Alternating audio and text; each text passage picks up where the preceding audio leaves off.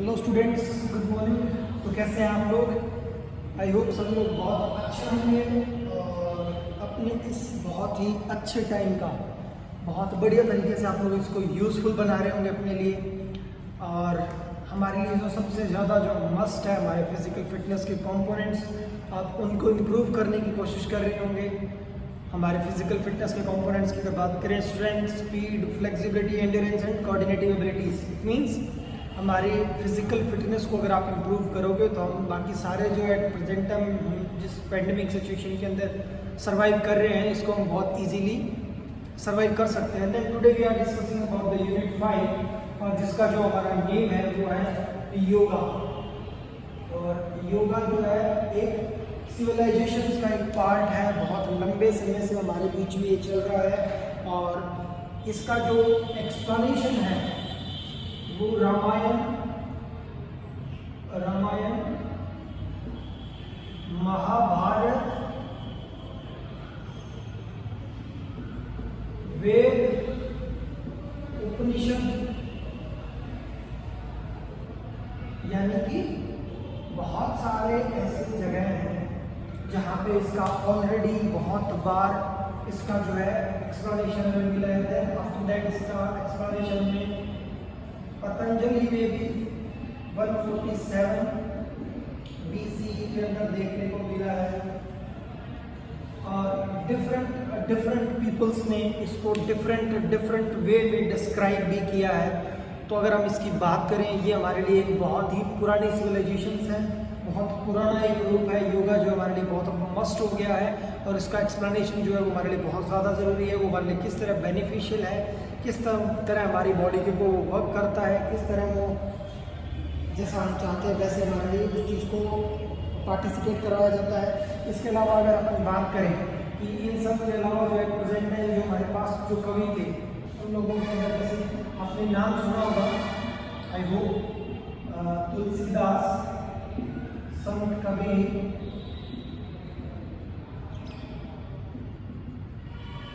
ये संत कबीर का नाम सुन के आप इसको कबीर सिंह वाली फीलिंग मत ले लेना बेटा। ये संत कबीर जो है ये इन्होंने बहुत सारे ऐसे जो है ग्रंथ, ऐसी बुक्स लिखी हैं जिनके अंदर इन सब योगा के बारे में अच्छे से लोगों ने डिस्क्राइब किया। Then after that we are talking about the meaning of yoga, कि एक सिंपल लैंग्वेज के अंदर अगर इस चीज़ को हम जानना चाहें तो हमारे पास क्या होना चाहिए।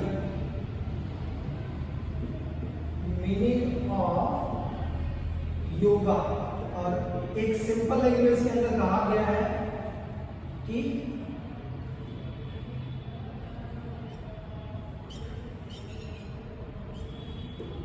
join the God,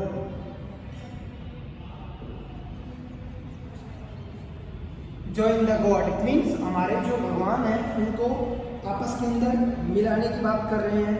और उसके अलावा अगर अपन बात करें तो और लाइन के अंदर अपन लिख सकते हैं, वो है हमारे पास यूनिफिकेशन ऑफ आत्मा एंड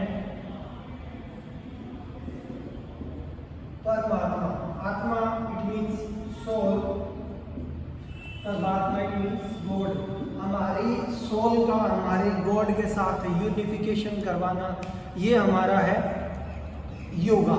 योगा के अंदर आप अकेले किसी चीज़ के ऊपर बहुत लंबे टाइम तक कंसंट्रेट करके जब आप उसके ऊपर आसन करते हैं और उसको जब एक एक्शन का रूप देते हैं, किसी पोस्चर के अंदर लेके जाते हैं, तो वो आसन हमारे लिए क्या बन जाता है, योगा। और जनरली योगा जो है बहुत पुराने जो लोग होते थे वो लोग बहुत लंबे टाइम तक भगवान को पाने के लिए, उनको मिलने के लिए, उनको देखने के लिए जो है ऐसी जो प्रिपरेशंस जो हैं वो करते थे। So now we are discussing about the definitions of yoga. और डिफरेंट डेफिनेशन जो है वो डिस्क्राइब की गई है। और वो डेफिनेशंस क्या है उनको मैं आप लोगों को थोड़ा डिटेल में बता देता हूँ कि ऐसे कौन से डेफिनेशंस हैं। सबसे पहले जो डेफिनेशन हमारी वो है कि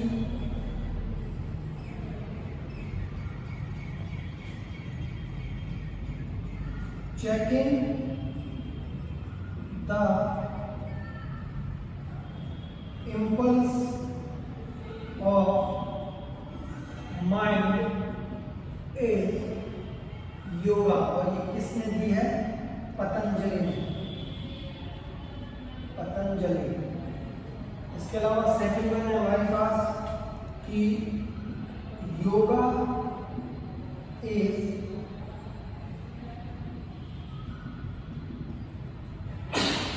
students, yoga is attaining the pose. और ये किसने दी है? ये दी है महर्षि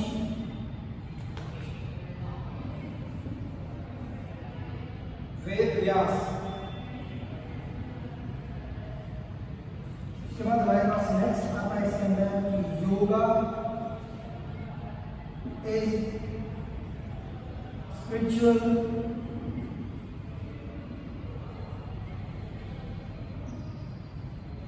कामधेनु। और ये किसने दिया है? स्वामी Sampurnanand.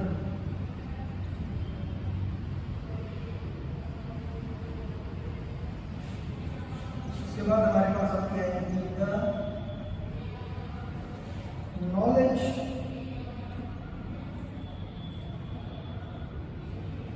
knowledge about Shiva and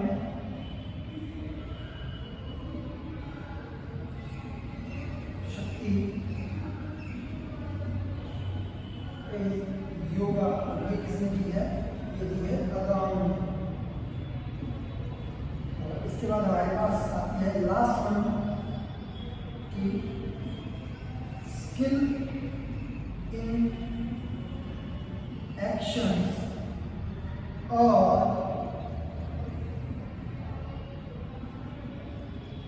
efficiency alone is yoga। और ये दिए किसने? लॉर्ड कृष्णा। ये कहाँ पे दिया है? ये है भगवत गीता के अंदर। भगवत गीता के अंदर मीन्स अगर हम बात करें सब चीज़ों की, हमारे पास जो डेफिनेशंस है स्टूडेंट्स, वो डेफिनेशंस को कौन सी है? पहले मैं मीनिंग की बात की थी, यूनिफिकेशन ऑफ आत्मा एंड परमात्मा। हमारा आत्मा की परमात्मा से, हमारा सोल का हमारे गॉड से मिलना ही हमारे लिए क्या है? योगा है। Then after that we are talking about the definition of the yoga. तो हमारे पास सबसे पहली आती है कि checking the impulse of mind is yoga. और ये किसने दिया? पतंजलि ने। यानी कि आप जो भी इनमें से एक लाइन की डेफिनेशन है जो भी याद करोगे, उनके सामने आपको इन पर्सन्स के डेफिनेशन के साथ आपको एक्सप्लेन करना पड़ेगा कि किसने कौन सी डेफिनेशन दी है। फॉर एग्जाम्पल इसमें से मान लीजिए लॉर्ड कृष्णा ने दी है, भगवद गीता के अंदर लिखा है कि स्किल इन एक्शन, कोई भी वर्क एक्टिविटी, कोई भी स्किल हम पार्टिसिपेट करेंगे तो वो एक्शन होगा। और एफिशिएंसी अलोन इज योगा। और उसकी जो एफिशिएंसी होगी वो अकेले हमारे साथ क्या होगा? उसकी सिर्फ एफिशिएंसी को हमें योगा कहा जाएगा। अदरवाइज स्किल तो एक्शन तो हम गेम्स में पार्टिसिपेट करते हैं, लेकिन जो अकेली सिर्फ आसन जो होता है या अकेली किसी एक्टिविटी के अंदर पार्टिसिपेट करते हैं, जब हमारा वो एक्शन होता है जो एक पोज मोड में होता है, जो हमारा यूनिफिकेशन करवाता है हमारा सोल का गॉड से, उसको हम बोलते हैं इसमें लॉर्ड कृष्ण ने भगवद गीता के अंदर उसको योगा बताया है। आफ्टर दैट ये बोलता है महर्षि वेदव्यास जी बोलते हैं कि yoga is attaining the pose, यानी कि आपको एक पोज को अटेन करना है। पोज को अटेन करने का मतलब किसी एक पोस्चर में जाके अपने आप को वहाँ पे रिटेन करना है, कुल मिला के अपने आप को वहाँ पे रोकना है, स्टेबल करना है उस तरीके से। यानी कि ये सारी जो डेफिनेशंस हैं ये डिफरेंट वेज के अंदर सारी एक दूसरे से मिली हुई है। सिर्फ वर्डिंग चेंज की गई है कि हमें बिना किसी लालच के, without any benefit, we have to participate in these types of the things. तो हमारे पास ये सारी चीज़ें हैं जो हमारे पास योगा के अंदर हमें डेफिनेशन के अंदर हमें शो करनी है।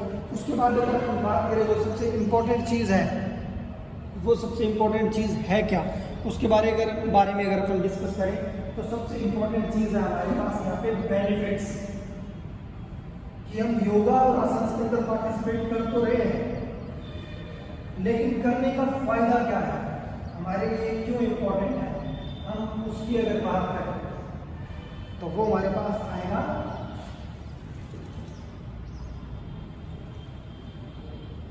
बेनिफिट्स और इम्पोर्टेंस ऑफ योगा। इसके अंदर जो सबसे पहला पॉइंट हमारे पास आएगा वो आएगा फिजिकल प्योरिटी।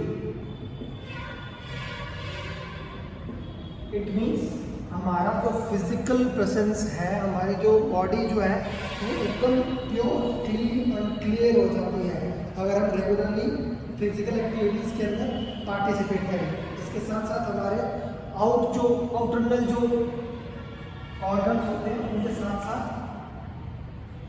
इंटरनल ऑर्गन्स भी हमारे प्योर, क्लीन एंड क्लियर हो जाते हैं। इसकी थ्योरी में आपको पढ़ के बताता हूँ कि क्या थ्योरी इसके अंदर दी हुई है कि internal organs of our body can be cleansed by the various yogic exercise. Basically there are 3 substance in body, vata, pitta and kapha. If there is a proper balance of these substances in our body, we may remain healthy. Nati, dhoti, noli, basti और kapalbhati, tartak, etc. are yogic exercise for the satkaram that keeps the internal organs of our body in clean state. For proper cleanliness and purity of internal organs, we should perform these yogic exercise regularly. ये अभी जो आपने कुछ name सुने, जिसके अंदर आपने सुना आपने नौली, धोती, तरतक, वात, पित्त, कफ, ये आपको ऐसे ही कुछ वर्ड्स मिलेंगे। ये सारे कौन से लैंग्वेज के वर्ड्स हैं? ये संस्कृत के वर्ड्स हैं। और इनको डिटेल में समझने के लिए, इनको डिटेल में करने के लिए, यहाँ तक हमें इस पोस्ट तक, इस योगा के पोस्ट तक हमें पहुंचने के लिए कम से कम हमें 10 साल की एक्सरसाइज सीखनी चाहिए। कम से कम आपको 10 इयर्स का एक्सपीरियंस अगर आपको होगा और रेगुलरली आप इन एक्टिविटीज़ के अंदर रेगुलरली विदाउट एनी ब्रेक आप इनके अंदर पार्टिसिपेट करोगे, तब जाके आप इन एक्टिविटीज़ के अंदर पार्टिसिपेट कर पाओगे। नैली, धोती, तरतक, वात, पित्त और कफ, ये एक तरीके की फिजिकल अपने बॉडी को इंटरनली प्योर करने की जो कुछ एक्सरसाइजेज हैं जिनके अंदर हमें पार्टिसिपेट करना होता है और इसीलिए हम अपने आप को अच्छा रख सकते हैं। सेकेंड वन हमारे पास आता है cure and prevention from diseases. हमारी बॉडी को क्योर करता है, प्रिवेंट करता है डिफरेंट टाइप के जो वायरल फीवर वगैरह हो गया या बैक्टीरिया वगैरह हमें जो पकड़ लेते हैं, हमारे ऊपर अटैक करते हैं, उन सब चीज़ों से। प्लस ये पेंडेमिक टाइम जो चल रहा है इसके अंदर भी योगा हमारे लिए बहुत ज़्यादा बेनिफिशियल है क्योंकि इससे हमारा इम्यून सिस्टम बूस्ट होता है और इम्यून सिस्टम जो है हमारे लिए एक कोवैक्सीन का काम कर रहा है, मतलब ऐसे समझ लीजिए आप। इसके बाद हम बात करें cure and prevention from the various diseases, यानी कि डिफरेंट टाइप्स की जो एट प्रेजेंट टाइम जो बीमारियां चल रही है, like obesity, hypertension, asthma, diabetes, kyphosis, lordosis, scoliosis, bow legs, flat feet, hypertension, blood BP high and BP low, ये इस टाइप की जो एट प्रेजेंट टाइम जो बीमारियां चल रही है, इन सब से हमें प्रिवेंट करने में, ठीक करने में या इनसे हमें दूर रखने में या हमें बचाने के अंदर सबसे ज़्यादा जो हेल्पफुल है वो क्या है? वो है आपका योगा। अगर इसके अलावा हम बात करें तो नेक्स्ट हमारे पास आता है कि रिड्यूस द मेंटल, नेक्स्ट हमारे पास आता है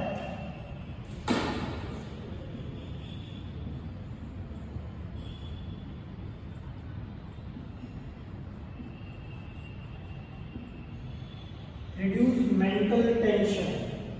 फिजिकली तो आप लोगों के साथ ये बहुत अच्छा करता ही है, लेकिन मेंटली भी यानी कि कुल मिला के आपको योगा जो है फिजिकली, मेंटली, सोशली, हर तरीके से आपके लिए, स्पिरिचुअली, हर तरीके से आपकी बॉडी के लिए बहुत ही ज़्यादा अच्छा होता है। ये कहता है कि रिड्यूस द मेंटल टेंशन। हमारा बॉडी जो है वो सबसे ज़्यादा जो ये डिजीज़ है हमें कब पकड़ते हैं, जब हमारी बॉडी के अंदर बहुत ज़्यादा टेंशन होती है और हम ज़्यादा स्ट्रेस में होते हैं। और हमारे स्ट्रेस को रिलीफ करने के लिए योगा जो है एक बहुत ही इम्पोर्टेंट एक कंपोनेंट मान लीजिए, जो हमारे स्ट्रेस लेवल को और हमारी टेंशन को कम करने में हमारी हेल्प करता है। तो इसी तरीके से हमारी जो मेंटल टेंशन है, मेंटल जो प्रॉब्लम्स है, उनको रिड्यूस करने में हमारी हेल्प करता है। इसके अलावा अगर अपन कुछ और बात करें तो बेनिफिट्स के अंदर आप कितना भी कुछ लिख सकते हैं, जरूरी नहीं कि आप जो मैं बताऊँ आप वही लिखो, आप लिख सकते हैं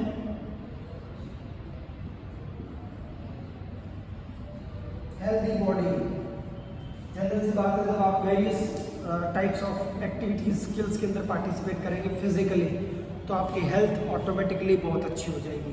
क्योंकि अगर आपकी बॉडी के अंदर करेक्ट तरीके से, करेक्ट प्रोपोर्शन के साथ प्रॉपरली आपके मूवमेंट्स चलते रहेंगे, आपकी बॉडी के अंदर कंटिन्यूसली स्किल्स जो है पार्टिसिपेट करती रहेगी, कंटिन्यूसली हम किसी एक्टिविटीज़ के अंदर पार्टिसिपेट करते रहेंगे, तो वो हमारे लिए क्या करेंगे, हमारी बॉडी को हेल्दी बनाए रखने में हमारी हेल्प करेंगे। और सबसे ज़्यादा हमारी बॉडी हेल्दी कब रहेगी, जब हम हमारी बॉडी को किसी भी तरीके का कोई डिजीज़ जो है वो नहीं होगा हमारे, तो ऑटोमेटिकली हमारी जो है बॉडी बढ़िया रहेगी, अच्छी रहेगी। उसके बाद अगर अपन बात करें नेक्स्ट वन की, तो ये आता है प्रोवाइड रिलैक्सेशन।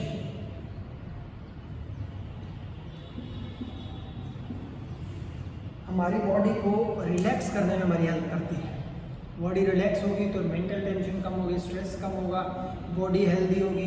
प्लस हमारी बॉडी के ऊपर अगर हमारी बॉडी को रिलैक्सेशन मिलेगा तो हमारी मेंटली जो क्रिएटिविटी है वो भी क्या होगी, इंक्रीज होगी। प्लस हमारी जो हेल्थ है वो भी इम्प्रूव होगी। कभी आप देखना कि जो पर्सन बहुत ज़्यादा हार्डवर्क करता है और बहुत ज़्यादा टेंशन रहता है, वो बहुत छोटी एज के अंदर भी बहुत ज़्यादा मैच्योर शो होने लग जाता है। रीज़न उसके फेस एक्सप्रेशन से, उसकी जो स्किन होती है वो इतनी टाइट और वो हो जाती है कि हमें वो चीज़ जो है वो कुछ ज़्यादा ही मैच्योर लगने लग जाता है। और वही अगर किसी पर्सन के पास बहुत पैसा है, वो हमेशा से बहुत खुश है, हैप्पी है और ज़्यादा वर्कलोड भी उसके पास नहीं है, वो पर्सन काफ़ी ज़्यादा एज का होने के बाद भी आपको कम एज का शो होगा। और जो बंदा बहुत ज़्यादा हार्ड वर्कर है, प्लस उसके पास पैसा भी कम है, प्लस हार्ड वर्कर भी ज़्यादा, प्लस टेंशन भी ज़्यादा है, तो वो पर्सन जो है वो कम एज के अंदर भी आप लोगों को ज़्यादा एज वाला दिखाई देगा। तो जो रिलैक्सेशन है वो हमारे लिए बहुत ज़्यादा ज़रूरी होता है। उसके बाद हमारे पास आता है नेक्स्ट वन आता है करेक्ट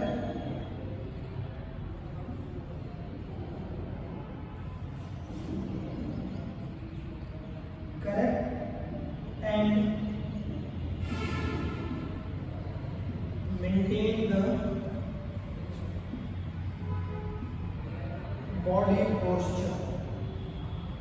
हमारे बॉडी पोस्चर को मेंटेन करके रखने में हमारी हेल्प करता है। बॉडी पोस्चर इट मीन्स हमारा चलना फिरना, उठना बैठना, सोना, किसी से बात करना, हमारा स्टैंडिंग पोजीशन, हमारा सिटिंग पोजीशन, या हमारा किसी भी तरीके से हम बात करें, किसी भी एक्टिविटी के अंदर पार्टिसिपेट करते हैं, तो हमारा जो पोस्चर होता है वो पोस्चर जो है उसको परफेक्ट करता है। होता है कि किसी की चाल, किसी के चलने का तरीका जो इतना अच्छा क्लीन एंड क्लियर होता है कि वो पर्सन देखते ही अट्रैक्टिव लगता है। कई पर्सन होते हैं कि बहुत ज़्यादा गंदे तरीके से चलते हैं, उनका बॉडी का शेप बिल्कुल नहीं होता है, खड़े रहते हैं तो एक तरफ, कभी एक तरफ झुके रहते हैं, कभी दूसरी तरफ झुके रहते हैं, कभी चलते हैं तो ऐसे झुक के चलते हैं, कभी लगड़ा के चलते हैं। यानी कि ये जो सारी प्रॉब्लम्स हैं ये हमारे पोस्चर से रिलेटेड है। आपका बैठने का तरीका क्या होना चाहिए, बिल्कुल कमर, बैकबोन आपकी बिल्कुल स्ट्रेट, आपके दोनों लेग ज़मीन पे, आप बिल्कुल सीधे तरीके बैठेंगे। वहीं अगर आप ऐसे झुक के बैठते हैं तो वो हमारे लिए वापस प्रॉब्लम जो है क्रिएट करता है, क्योंकि धीरे धीरे हम उस चीज़ की हैबिचुअल हो जाते हैं और आगे आने वाले टाइम के अंदर वो सारी चीज़ें जो है हमारे लिए बहुत ज़्यादा प्रॉब्लम्स क्रिएट भी करती है। इसके अलावा हम बात करें अगर correct maintain the body posture, और इसी तरीके से जो योगा जो है वो हमारी बॉडी को मेंटेन करके रखने में और हमारे उस पूरे प्रॉब्लम को इजीली परफॉर्म करने में हमें बहुत बढ़िया तरीके से हेल्प करता है। इस तरीके से उसके बाद हम बात कर चुके जैसे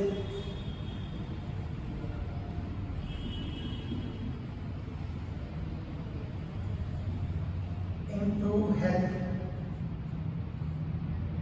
नेक्स्ट आप देखो तो रिड्यूस ओबेसिटी,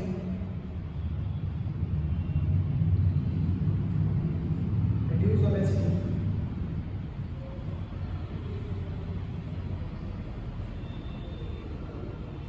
इंक्रीज या फिर डेवलप फ्लेक्सिबिलिटी। इट मीन्स हमारे लिए हर तरीके से जो बॉडी है उसका पोस्चर है उसको मेंटेन करेगी, हमारी बॉडी को अच्छा रखेगी, हेल्दी रखेगी, हमारी हेल्थ को और ज़्यादा अच्छा करेगी, इम्प्रूव करेगी, हमारे बॉडी के अंदर जो फैट बढ़ा हुआ है उसको रिड्यूस करेगी, कम करेगी, हमारी हेल्प करेगी। और रिड्यूस फैट होने से बहुत सारे आधे डिजीज़ तो हैं वो वैसे ही कम हो जाते हैं। इसके अलावा हमारे पास है इंक्रीज द फ्लेक्सिबिलिटी, और हमारी फ्लेक्सिबिलिटी को भी इंक्रीज करेगी। इस तरह से आप बहुत सारे ऐसे बेनिफिट्स हैं, जरूरी नहीं कि मैंने आपको 9 या 10 बताए हैं। आप इसके अंदर अपने मन से 40 इंपॉर्टेंस भी इसके अंदर आप क्या कर सकते हैं, लिख सकते हैं, याद कर सकते हैं। आपको ज़्यादा पढ़ने की जरूरत नहीं, एक बार पढ़ो कि इस तरीके का होता है। अब इसके बाद आप पॉइंट भी खुद बनाओ, उसका एक्सप्लेनेशन भी खुद दो, तो आप लोगों के लिए ज़्यादा इजी होगा, ना कि आप थ्योरी को पूरा रट के और उसके अंदर पूरा एक्सप्लेनेशन देने की कोशिश करो, क्योंकि आपकी क्रिएटिविटी जो है वो उससे ज़्यादा और ज़्यादा डेवलप होगी। प्लस आप अगर रेगुलरली परफॉर्म भी करेंगे साथ में तो आपके लिए ज़्यादा बेनिफिशियल होगा, क्योंकि जब आप परफॉर्म करोगे तो आपको फिजिकली के साथ वर्बली भी वो चीज़ें आपके सामने ऑटोमेटिकली सीन होती जाएगी। ठीक है बेटा। उसके बाद जो हमारे पास जो नेक्स्ट जो इसका टॉपिक है वो है एलिमेंट्स ऑफ योगा। इंटरवेंस की बात करी, मीनिंग की बात करी, डेफिनेशन की बात करी। उसके बाद हमारे पास आता है नेक्स्ट पॉइंट,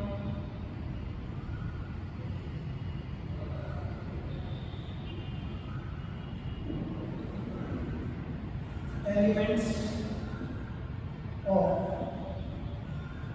योगा। और जो टोटल नंबर ऑफ एलिमेंट्स होते हैं वो बेटा 8 टाइप्स ऑफ एलिमेंट्स होते हैं टोटल योगा के। योगा के टोटल नंबर ऑफ जो एलिमेंट होते हैं बेटा वो 8 होते हैं, जिनके अंदर हम बात करें अगर यम, नियम, आसन, प्राणायाम, प्रत्याहार, धारणा, ध्यान, समाधि, इस तरीके से। यानी कि सबसे पहला हमारे पास आता है यम, और इसको यामा भी बोलते हैं ऐसे, यम, नियम या नियामा, आसन,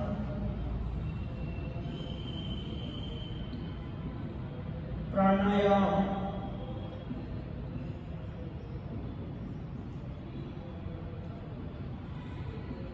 प्रत्याहार,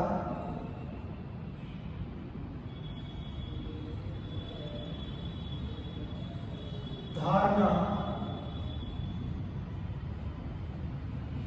ध्यान,